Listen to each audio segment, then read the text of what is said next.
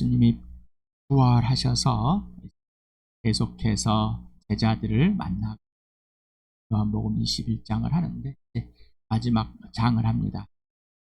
예수님이 제자들을 찾아가는 이 모습 통해서 우리가 누려야 할 것들을 누려봅시다. 지난 수요일과 토요일 그리고 또 이번 주 수요일에 했던 내용을 한 번 더 같이 읽어보겠습니다. 시작.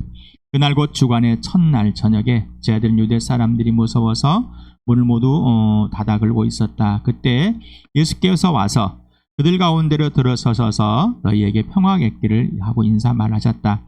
이 말씀을 하시고 나서 두 손과 옆구리를 그들에게 보여주셨다. 제자들은 주님을 보고 기뻐하였다. 예수께서 다시 그들에게 말씀하셨다. 너에게 평화가 있기를 빈다. 아버지께서 나를 보내신 같이 나도 너희를 보낸다. 이렇게 말씀하신 다음에 그들에게 숨을 불어넣으시고 말씀하셨다. 성령을 받아라. 너희가 누구의 죄든지 용서해주면 그 죄가 용서할 것이요 용서해주지 않으면 그대로 남아있을 것이다. 12제자 가운데 하나로서 쌍둥이라고 불리는 도마는 예수께서 오셨을 때 그들과 함께 있지 않았다. 다른 제자들이 그에게 우리는 주님을 보았소 하고 말하였으나 도마는 그들에게 나는 내 눈으로 그의 손에 있는 못자국을 보고 내 손가락을 그 못자국에 넣어보고 또 내 손을 그 옆구리에 넣어보지 않고서는 믿지 못하겠소 하고 말하였다.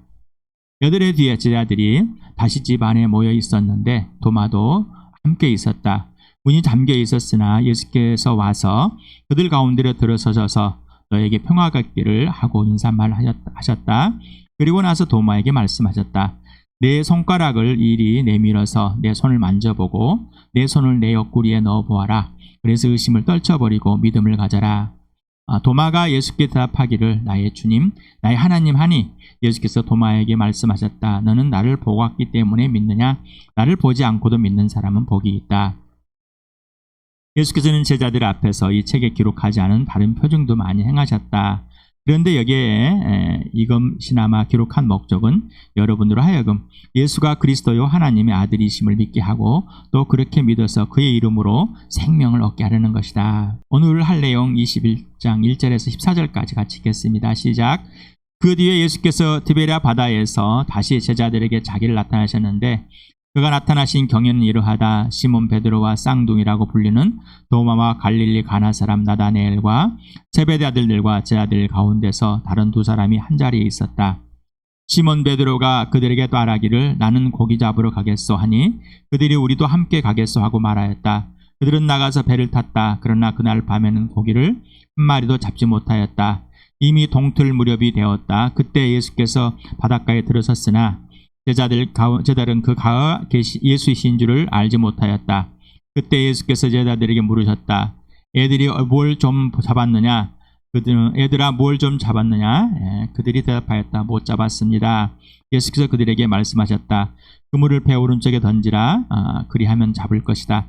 제자들이 그물을 던지니 고기가 너무 많이 걸려서 그물을 끌어올릴 수가 없었다. 예수가 사랑하시는 제자가 베드로에게 저분은 주님이시다 하고 말하였다. 시몬 베드로는 주님이시라는 말을 듣고서 벗었던 몸에다가 겉옷을 두르고 바다로 뛰어내렸다. 그러나 나머지 제자들은 작은 배를 탄 채로 고기가 든 그물을 끌면서 해안으로 나왔다. 그들은 육지에서 백자 남짓 밖에 떨어지지 않은 곳에 들어가서 고기를 잡고 있었던 것이다. 그들이 땅에 올라와서 보니 숯불을 피워놓았는데 그 위에 생선이 놓여있고 빵도 있었다. 예수께서 제자들에게 말씀하셨다. 너희가 지금 잡은 생선을 조금 가져오너라. 시몬 베드로가 배에 올라가서 그물을 땅으로 꺼내렸다. 그물 안에는 큰 고기가 50마리나 들어있었다. 고기가 그렇게 많았으나 그물이 찢어지지 않았다. 예수께서 그들에게 말씀하셨다. 와서 아침을 먹어라. 제자들 가운데서 아무도 감히 선생님은 누구십니까? 하고 묻는 사람이 없었다. 그가 주님이신 것을 알았기 때문이다. 예수께서 가까이 오셔서 빵을 집어서 그들에게 주시고 이와 같이 생선도 주셨다. 예수께서 죽은 사람들 가운데서 살아나신 뒤에 제자들에게 자기를 나타내신 것은 이것이 세 번째였다. 예수님의 죽으심. 당신은 어디에 있었는가? 왜 예수님 내 죄 때문에 죽으셨을까? 왜 저주를 대신 받아야 될까? 왜 속죄 제물이 되고 화목 제물이 되었을까? 왜 제물이 되시는 어린 양이 되셔야 될까? 왜 사람으로 오셔야 돼서 이렇게 비참하고 처참한 처형을 당해야 될까? 하나님의 아들이 아니라고. 나는 거기에 어디에 있었는가? 어디에 있는가? 라고. 돌문이 인장을 치고 서살로 묶여졌을 때 나는 어디에 있었는가? 그리고 돌문이 열리고 부활할 때 그 예수 그리스도의 부활의 모습을 보고 있는가? 지금 부활의 실현이 되고 실체가 되고 있는가? 오늘도 사도행전과 요한복음과 요한일서를 읽으면서 하나님의 계획이 뭔가? 하나님 편에서를 생각을 해보자. 하나님 편에서는 뭐 할까? 사람들은 어떤 가치관을 가지고 있을까? 왜 그럴까? 이유가 뭘까? 하나님을 떠나서 하나님의 계획이 없고 자기 이익을 위해서는 하나님마저도 부인하지만 하나님의 아들 예수를 죽일 만큼 잔인하다. 그런 우리를 부르셔서 하나님 아버지와 화해를 시켜놓고 영원한 생명을 얻게 하려고 아들을 십자가에 죽으시고 살려내셔서 이 부활로 하나님의 아들임을 확정하시고 증명하시고 내가 누구인지, 나의 존재 가치가 무엇인지, 나는 어디를 가는지 분명하게 알려주셨습니다. 또 그 알려주시기 위해서 하나님의 영을 약속대로 보내셔서 이 성령이 오셔야지만이, 성령 하나님 오셔야지만이 이렇게 알 수 있다는 사실을, 그리고 조건은 꼭 이렇게 돼 있다는 것을 오늘 읽으면서 바라보겠습니다. 찍겠습니다. 시작. 예수께서 버림을 받으신 것은 하나님이 정하신 계획을 따라 미리 알고 계신 대로 된 일이지만 여러분은 그를 모업자들의 손을 빌어서 십자가에 못 박아 죽였습니다. 그러나 하나님께서는 그를 죽음의 고통에서 풀어서 살리셨습니다. 그가 죽음의 세력에 사로잡혀 있는 것은 있을 수 없는 일이기 때문입니다. 그러나 보혜사 곧 아버지께서 내 이름으로 보내실 성령께서 너에게 모든 것을 가르칠 것이며 또 내가 너에게 말한 모든 것을 생각나게 하실 것이다. 아직도 내가 너에게 할 말이 많으나 너희가 지금은 감당하지 못한다. 그러나 그분 곧 진리의 영이 오시면 그가 너희를 모든 진리 가운데로 인도하실 것이다. 그는 자기 마음대로 말씀하지 않으시고 듣는 것만 일러줄 것이요 앞으로 올 일들을 너에게 알려주실 것이다. 여러분으로 말하자면 그가 기름 부어진 것이 여러분 속에 머물러 있으니 여러분은 아무에게서도 가르침을 받을 필요가 없습니다. 그가 기름 부어지신 것이 여러분에게 모든 것을 가르쳐줍니다. 그리고 그 가르침은 참이요 거짓이 아닙니다. 여러분은 그 가르침대로 언제나 그리스도 안에 머물러 있으십시오. 예수님께서 부활하신 나타낸 순서들을 기록해 놨습니다. 오늘은 그 갈릴리 바다에서 7 제자에게 일어난 일입니다.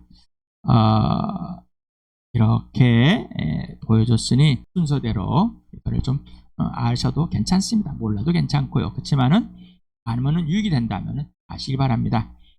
몰라도 유익이 된다면 알아셔도 괜찮습니다. 그러나 모른다고 유익이 되지는 않을 것 같습니다.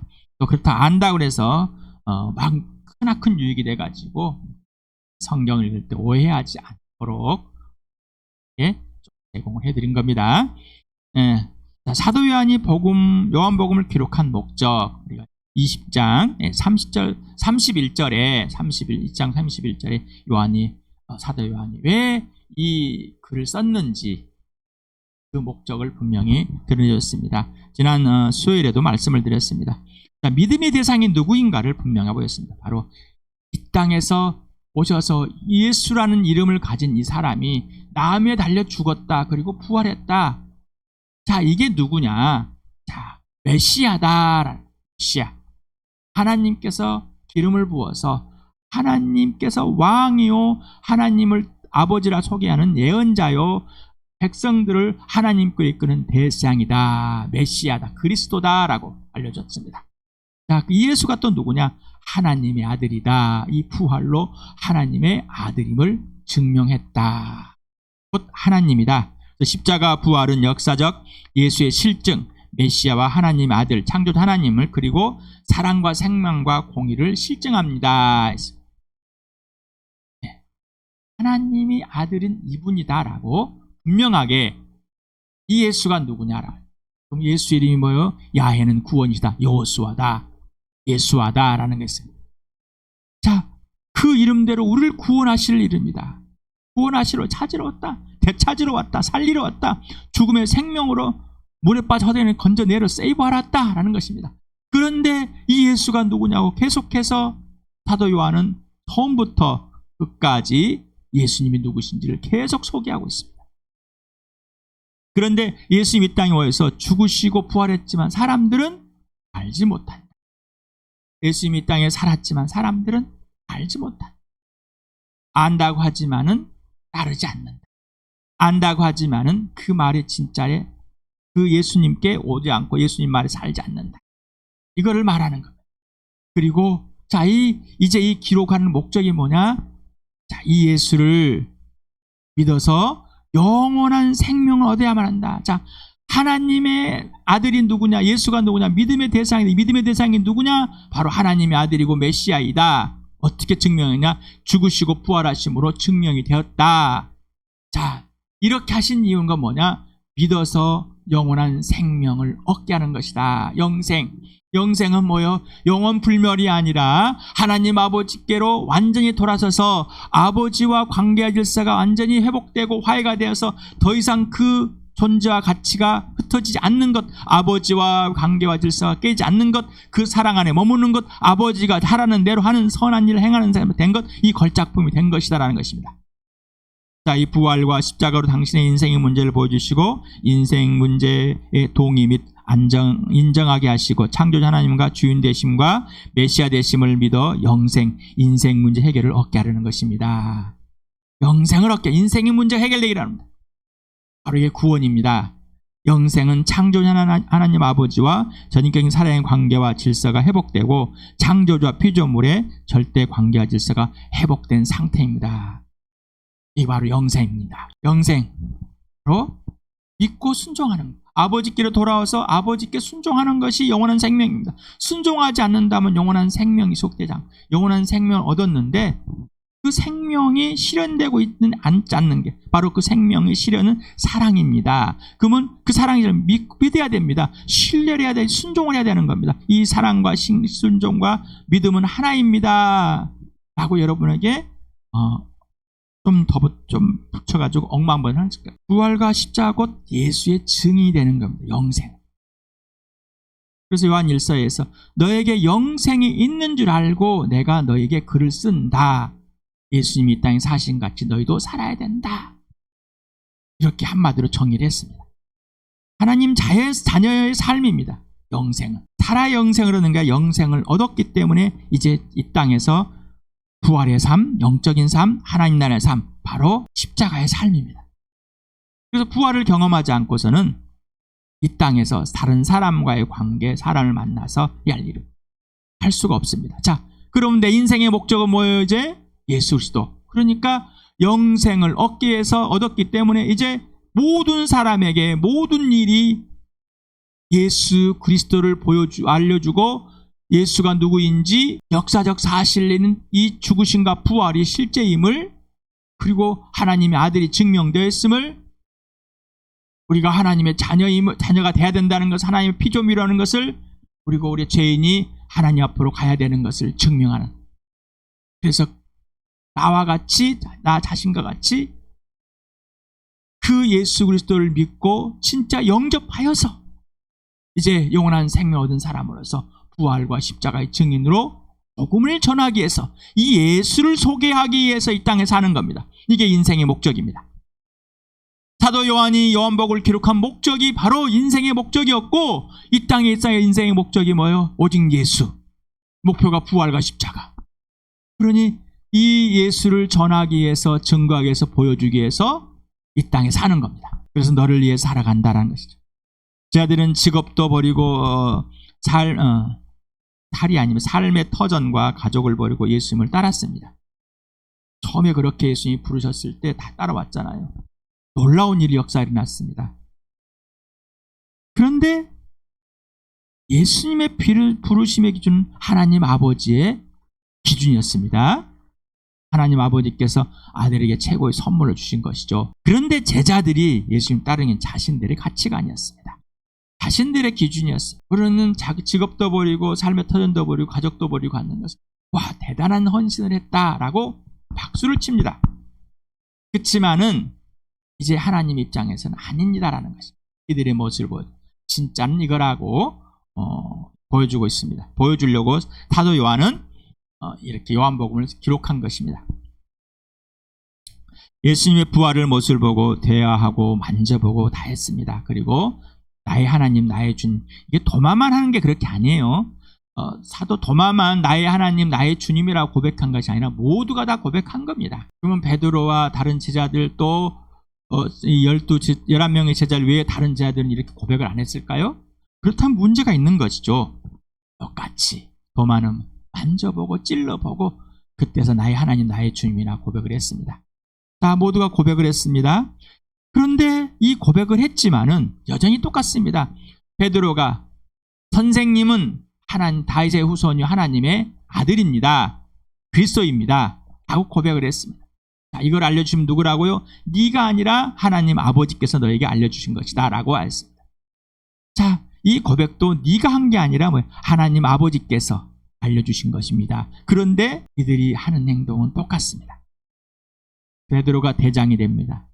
항상 베드로를 가장 먼저 12제자 가운데 중심을 두었은 예수님께서 또 대장이 돼서 다시 자신들의 가치관대로 생각하고 행동을 해버렸습니다.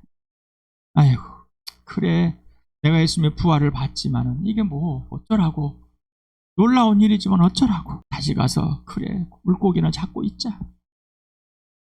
지금 뭐 먹고 살아야지, 뭐 어떡하겠어. 이제 예수님이 이 땅에 없을 건데 이렇게 부활의 모습을 가끔 보여주고 어떡할까? 뭐 어떤 생각을 했는지 모르겠습니다. 성령 하나님과 사귐이 없고 성령님의 통치를 받지 않으면 다시 옛사람의 가치와 행동으로 회개하게 됩니다. 그래서 이들은 아직 성령을 받지 못한 상황, 성령에서 삶을 살지 못하는 상황. 이들이 성령이 오셨을 때 그때 이들의 변화된 모습, 진짜 부활의 삶이 됐습니다. 부활의 증인이 됐습니다. 그러니 우리는 성령이 이미 오셨고 그 성령 하나님께서 예수를 증거해 주심으로 임석현 형제 여러분이 은혜 받고 복음을 듣고 회개하고 돌아와서 예수를 믿었습니다. 그리고 여러분도 동일하게 베드로에게 임한 성령이, 임석현에 임한 성령이 여러분에 임했기 때문에 성령으로 거듭나서 예수님을 영접하게 된 겁니다.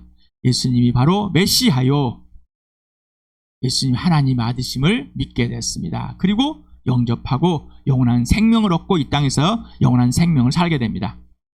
여러분 다 그렇게 됐습니다.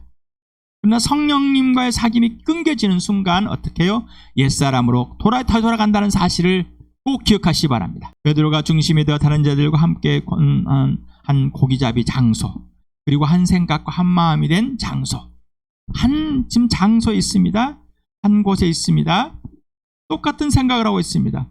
육체가 함께 있는 장소, 그리고 정신도 마음도 생각도 다 하나가 되어 있습니다. 일치, 장소. 자, 우리는 왜 모일까? 이 공간에, 장소에. 자, 죄의 본성, 죄의 성품, 자기중심적 하나님의 관점이 없는, 하나님의 실체가 없는, 하나님의 통치가 없는 이상, 이 제자들은 역할을 봅니다. 대장의 역할, 다른 역할, 함께하는 역할, 한 공간에 몸과 생각, 마음이 같이 되어버렸습니다. 자, 그래서 여러분에게 나만 권면합시다, 나를 위해서 기도하십시오, 임석현 형제가 진짜를 하고 있는지 여러분이 더 성장하고 성숙해야지 함께 갑니다. 그리고 예수님을 따르게 하는, 예수 소개하고 하는 것을 꼭 나를 따르십시오 라고 합니다. 그러지 않으면은, 자, 여러분도 베드로와 같이 양무리 중에, 여기 우리 교회 중에 여러분들이 끌고 가는 사람들이 있을 것입니다. 요한일서에 지도자들이 거시형을 받아서 예수가 하나님의 아들이 아니고 사람이 아니고 영이고 또 이 세상에서 예수 구원을 얻었으니 자기 마음대로 살려고 뭐 여러 가지 해석을 해가지고 끌고 나가버리는 사람들. 자, 우리 교회에 한 사람이라도 그런다면은 옆에 있는 한 사람이, 한 지체가 하나님과의 상관없는 삶을 여러분이 끌고 가버리고 끌려가버리게 됩니다. 여러분은 이 주함교회에서 영적인 지도자로 아비로 임석현을 세웠고 임석현을 인정하고 있지만은 여러분은 또한 어딘가에서는 대장이 되어 있을 겁니다. 여러분은 또 어딘가에서는 영향을 미칠 겁니다. 이 교회 공동체 안에서 마찬가지입니다. 예수님을 거절하고 자기의 욕심과 자기 욕망대로 자기의 제 본성과 성품대로 행한다면 교회는 성장할 수 없습니다. 쪼개져 있는 겁니다. 이미 한 장소에 있지만은 이렇게 제 성품도 하나가 되어 있는데 제 성품과 하나님 성품은 하나 될 수가 없습니다. 그러니 당연히 하나단 생길 쪼개 있습니다. 쪼개질 수밖에 없습니다. 가정도 마찬가지입니다. 부부도 마찬가지입니다. 우리 에베소서를 통해서 계속했습니다. 예수님을 주님이십니다. 주님 앞에 모두가 굴복해야 됩니다. 그리고 예수님을 경외해야 됩니다. 그리고 서로 예수님이 존중하듯이 존중해야 됩니다. 아내는 남편을 머리요 주인으로 대접을 해야 됩니다. 누구? 예수님이 머리가 되고 교회 머리가 되고 주인과 동일하게. 남편은 예수님이 교회를 사랑하는 것처럼 동일하게 목숨을 사랑해요. 이게 똑같은 사랑입니다. 어느 한 사람을 깨면 안 됩니다. 또 질문합니다. 아직도 예수를 안 믿는데요. 내 아내는 내 남편은 존중하십시오. 예수 그리스도 안에서 1000번을 말씀을 드렸습니다. 자, 이렇게 베드로가 중심이 되어서 이 무리를 또 만들어 버립니다. 우리도 그런 오류에 빠지면 안 되겠습니다. 자, 예수님의 관점, 바로 하나님의 관점입니다. 하나님 아버지께서 하나님의 아들 주 예수 그리스도께 최상의 선물로 준 제자들, 이들을 뭐요? 끝까지 사랑한다. 3장 1절에 사랑하시되 뭐라고? 끝까지 사랑하셨다. 그리고 죽으시고 부활하셔도 하나님의 사랑은, 예수님의 사랑은 끝나지 않았다. 끝까지 영원하다라는 것을 보여주고 있습니다. 믿어서 영생에 얻게 하시려는 것이 전부이고 그 영생이 지속되는 것이 전부입니다. 하나님 아버지께서 아들에게 그 믿음을 주시고 예수님의 사랑을 주시고 예수님이 죽으셔서 십자가 줄 때 다시 살린다는 걸 믿게 하시고, 그래서 그 예수님이 남에 달려 죽으실 수 있는 이 사랑과 신뢰 그리고 순종, 이거를 배우셨습니다. 이걸 하생하셨습니다. 이것이 바로 나에게 이 세상에 있는 모든 사람에게 믿어서 영생을 얻게 하는 것이다. 자, 그러니 하나님의 사랑은 변하지 않는다. 너희들은 변할지 모를지라도 그 사랑은 변하지 않는다. 네 모습 그대로 끝까지 찾아간다. 끝까지 떠나가지 않으신다는. 그래서 찾아오셨다는 것은 육체적인 아직 공간, 이 땅에서 3차원의 세계를 보여주는 것이지, 하나님이 찾아왔다가 한 몇 년 있다가 찾아오고 며칠 있다가 찾아오고 뭐 이런 게 아닙니다. 하나님은 공개같이 하나님 영이십니다. 항상 함께 하십니다. 예수님 영이십니다. 함께 하십니다. 예수님이 이 땅에서 육체로군 유한한 것을 벗어나셔야지만이 하나님 영에서 오셔서 예수님 영으로만 있어서 이 땅에서 모든 사람과 함께 모든 사람을 구원하시는, 모든 사람을 영생을 얻게 하는 그런 하나님의 능력이, 하나님의 구원이, 하나님의 지혜가, 하나님의 실현이 이루어질 것입니다. 그렇기 때문에 그렇게 하셨습니다. 그리고 지금도 이루어지고 계십니다. 이루고 계십니다. 예수님을 세상 영적으로 죽은 사람들을 사랑하셔서 하늘 보좌 버리고 이 땅에 사람으로 오셔서 죄로 저주와 심판을 마치시기 위해 대신 죽어주시고 부활하심으로 아버지의 사랑과 생명을 실증하였습니다. 부활 후에 여전히 먼저 찾아가서 그 모습 그대로 사랑하심을 보여줍니다. 그래서 찾아가서 참 그 바닷가에 있으시면서 제자들을 보면서 어떻게 준비를 합니다. 불을 피워놓고 사도 요한이 발견하고 예수님이다 따라 나옵니다. 첨벙첨벙하고 바다 갈릴 호수에 있는 거기에 가면 한 90m 정도 배가 떨어져 있답니다. 거리가. 그런데 이렇게 와보니 물도 허옇고 첨벙첨벙하면서 다 오셔서 여기 왔습니다. 거기가 좀 먹을 것 좀 있냐? 예수님이 알고 밤새도록 고기를 못 잡았을 것이다. 그리고 자, 던져봐라 그물을. 153마리가 건져져 그물을 찢어질 만큼. 이제는 153마리가 넉넉하게끔 그 그물을 분당해 주셨어요. 그러면서 고기를 구워서 먹여줍니다. 이들을 버리지 않을 끝까지 찾아오셔서 제자들을 섬기고 있는 그 모습, 사랑하시기 때문입니다. 야단을 치는 것보다는 사랑하는 데 섬겨주시고 먹여주시고 여전히 찾아오셔서 내 모습 이들을 용납하시고 사랑해 주십니다. 저희들은 예수 그리스도의 부활의 모습을 보고 만지며 나의 하나님 나의 주님을 고백했지만 다시 자신의 옛 모습 곧 허망한 생각과 방탕해로 돌아갑니다. 하지만 예수님은 그들의 모든 사정을 아시고 세상의 삶을 그대로 인정하며 찾아가시겠죠. 제자들의 모습 그대로. 이렇게 찾아가신 이유는 세상의 삶을 도우시고 먹을 것, 입을 것, 마실 것에 두려워하는 사람들의 욕구를 채우시는 것이 궁극적인 목적이 아니라 하나님 나라를 살게 하기 위해서 찾아가셨습니다. 근데 우리는 이 땅에 먹을 거, 입을 거, 마실 거, 뭔가 내 상처 입는 거, 치료받는 거, 뭐 이런 것에 그냥 도움받고 건강에 뭐 회복되는 거, 여기서만 관점이 가 있습니다. 예수님이 찾아오셔서 나를 만나주신 이유는 내 사정을 알고 위로해 주시고 나를 먹여주시고 채워주시고 함께 해주시고 울어주시고 하는 이유는 하나님의 관점으로 완전히 돌아서 하나님의 영에 사로잡혀서 하나님 나라를 이 땅에서 살게 하시려는 것입니다. 이 세상의 끝들을 해결해 주시는 이유는 하나님 나라를, 또한 세상에서 해결해 주지 않은 이유는 하나님 나라를 살게 하는 것입니다.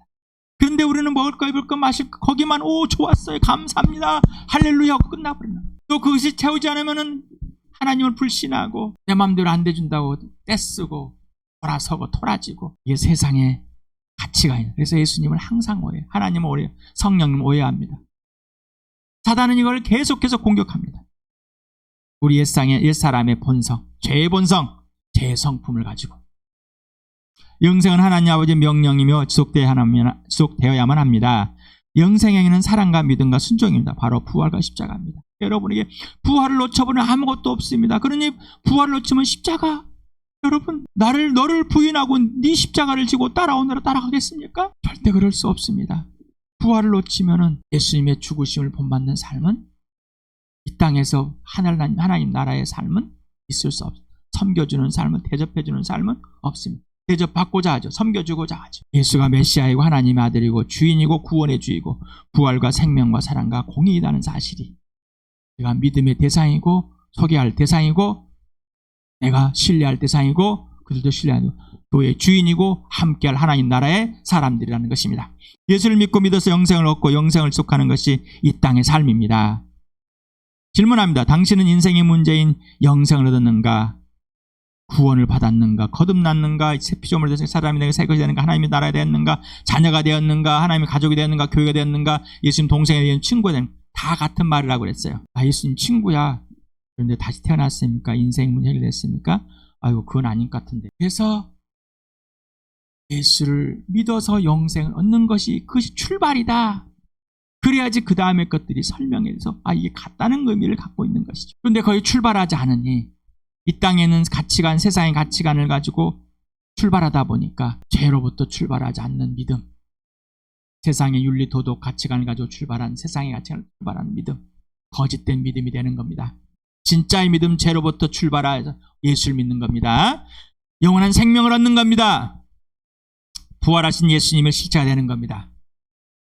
죄와 죽으심과 부활은 뗄 수 없습니다. 당신은 안에 영생이 있어서 예수님께서 당신을 항상 있는 모습 그대로 한결같이 사랑하고 용서하고 용납하고 회복해 주시고 계시는가요? 바로 죄의 자리가, 실수의 자리가, 실패의 자리가 예수님 회복의 자리입니까? 사랑의 자리입니까? 능력의 자리입니까? 기쁨의 자리이고 눈물의 자리. 세상 삶 속에서 예수님이 당신에 찾아오셔서 예수님이 누구시며 당신이 누구이며 어떤 존재와 가치고 그리고 어디서 어디로 가는지를 가르쳐 주시고 하나님 나라와 교회를 소개하고 가르쳐 주시는가? 나 전번에 배웠어요.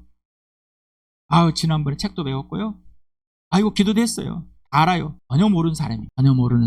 우리는 매 순간 매 관계 질서, 이 사귐이 시작돼야 되고 계속 알아가는 중인 것 뿐입니다. 어디 신학교를 졸업했어요. 신학교 다녀왔어요. 나는 교회 이런 거 다 붙이면은요, 사람은 예수님과 상관이 없는 사람. 자기 스스로 그렇게 고백하는 거예요. 이 모든 것은 성령 하나님께 직접 배우고 있는가? 에베소서를 같이 읽어보겠습니다. 시작. 그러므로 나는 주님 안에서 간곡히 공고합니다. 이제부터 여러분은 이방 사람들이 허망한 생각으로 살아가는 것과 같이 살아가지 마십시오. 그들은 자기들 속에 있는 무지와 자기들의 마음의 완고함 때문에 지각이 어두워지고 하나님의 영생에 떠나 있습니다. 그들은 수치의 감각을 잃고 자기들의 몸을 방탕에 내맡기고 탐욕을 부리며 모든 더러운 일을 합니다.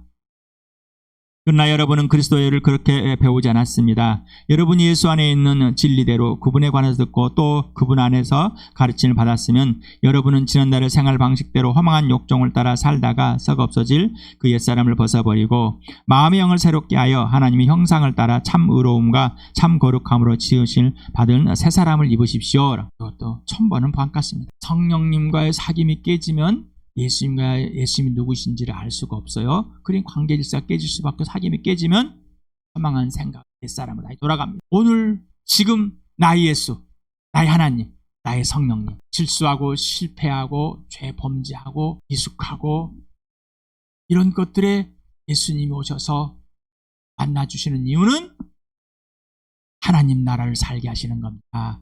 오직 예수만 되게 하신 겁니다. 그러니 이 자리가 행복의 자리입니다. 예수님이 명령하시는 대로만 생각하고 행해야만 예수님의 종입니다.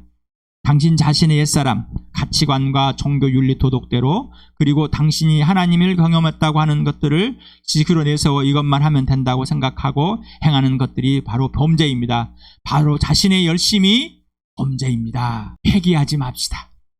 내가 옛사람으로 잠깐 돌아갔을 때 성령이 깨우치시고 알려주시고 네가 지금 사귐에 깨서 범죄하고 있다는 사실. 그러나 그 자리가 부활과 생명과 사랑과 공유하시는 데는 하나님의 능력과 지혜과 회복이 그리고 치유가 사랑이 용서 용납이 실현되고 다시 일어나서 하나님 나라를 살 수 있는 오직 예수만 되고 오직 부활과 십자가 되는 그 자리임을 오늘 이 순간에도 매 순간에도 놓치면 안 됩니다. 성령이 여러분을 사랑하셔서 끊임없이 불어넣어주고 계십니다. 범죄함 있으면 성령 안에서 예수 피 속에서 당당하게 담대하게 인정하고 고백하고 하나님 앞 빛 가운데 사기어 그리고 옛사람이 활동해서 교회 공동체 했을 때 내가 이랬습니다라고 고백하는, 그래서 여러분들이 내 나로 인해서 상처를 받았습니다. 그러나 여러분들이 나를 품어주셔서 감사드립니다. 사랑하셔서 감사드립니다. 예수님께만 불복되어서 함께 한 몸 한 채 되는 이 교회를 주시고 이 교회가 하나님 나라를 주시고 이게 복음을 부활의 증인을 세우신 예수의 몸이요 예수의 가족이요 예수님의 주인된 예수의 건물인 이 주암교회를 사랑합니다. 고백하고 함께 누리는 나와 여러분 되길 축복합니다.